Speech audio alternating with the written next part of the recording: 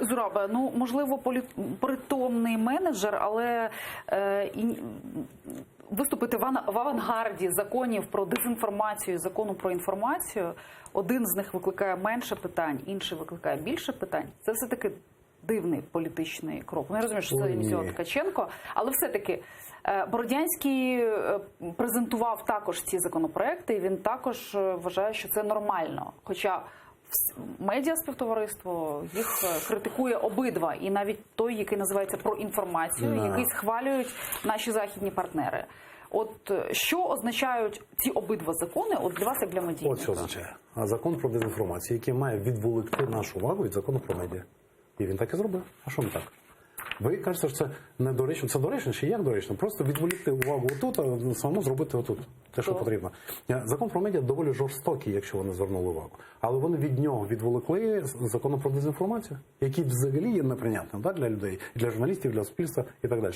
І вони так і зробили. Це як нарисувати слона, і всі звернуть увагу саме на нього. А це що потрібно?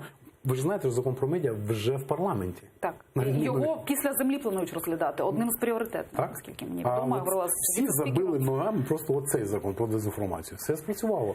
Закон про інформацію. Добре, закон про інформацію. Що він для медіа означає? Закон для медіа. Про медіа, так. Ну, доволі такі жорсткі правила. Що там найбільш небезпечного?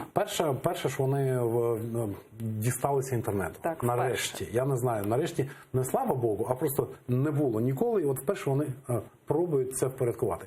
Не готові абсолютно до цього. Я бачу, насправді і на Заході не дуже до цього готові, але намагаються вони крок за кроком. Ці одразу навалилися і думають, що вони зможуть. Я думаю, що вони не зможуть.